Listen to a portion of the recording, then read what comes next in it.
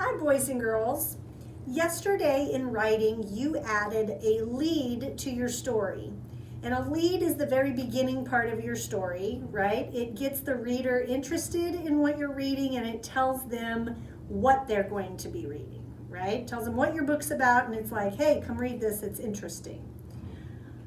So remember, I also told you that the lead is kind of like the bread on the sandwich of the story, right? So if the lead is the top piece of bread and the story is the meat and the lettuce and the cheese, then the bottom piece of bread is the closing.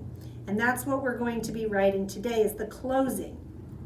It's also important that your lead and your closing match, okay? Just like a sandwich. Most people don't put a piece of white bread on the top and wheat bread on the bottom, right? Or a hamburger bun top and a regular piece of like butter bread on the bottom. They don't mix the bread, right? They use the same type of bread for the top and the bottom.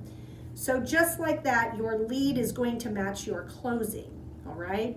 So if you picked a lead that started with a fact, then your closing needs to end with a fact, okay? So for example, if my topic is Godzilla, right? And my lead, I gave a fact and said, Godzilla is a Japanese film, lead.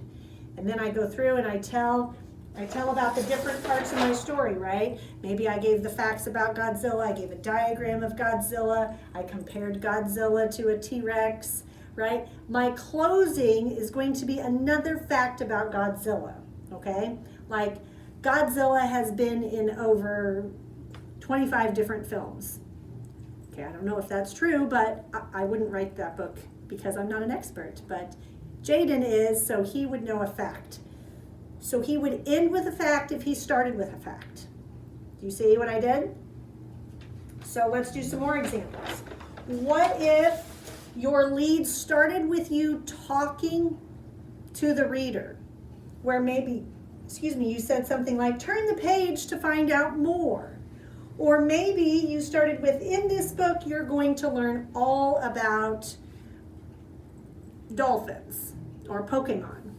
If you started like that, then you need to end like that. If you started by talking to the reader, at the end, you're going to say something to the reader again, okay? So if I said, in this book, you're going to learn all about Pokemon, right? We're pretending my book's about Pokemon. And then I've got facts about Pokemon. I've got a diagram about Pokemon. I've got a comparison about Pokemon. And then my closing would say, I hope you liked learning all about Pokemon. I'm talking to the reader again, right? Or maybe I could even say, what was your favorite Pokemon? I'm still talking to the reader, okay? So that's kind of the way I ended up doing it. Because remember my lead, so I put my lead here. My lead on my topic for my All About book, remember my All About book's all about Pomme de Terre Lake. So I talked to the reader. I said, come visit my lake. It's fun, okay? And then I talked about the marinas. I have a diagram of the island. I compared it to the beach. Then I'm going to close by saying, I hope you liked learning about my lake. You see how I'm talking to the reader again? Okay? If you started with a fact, end with a fact. If you started talking to the reader, end with the reader. Remember that kangaroo book I showed you yesterday? It started with, hello, kangaroos. And then what did it end with? Goodbye, kangaroos. They matched.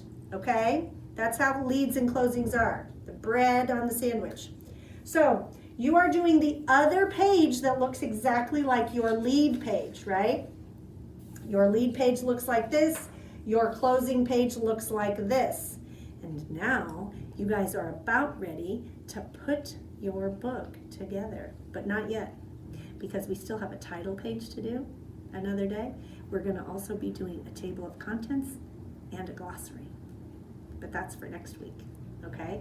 Make sure you have all these pages and you're putting them in a nice safe spot, because by next week I'm going to expect you to staple it all together and I'm going to want to see the whole book, okay?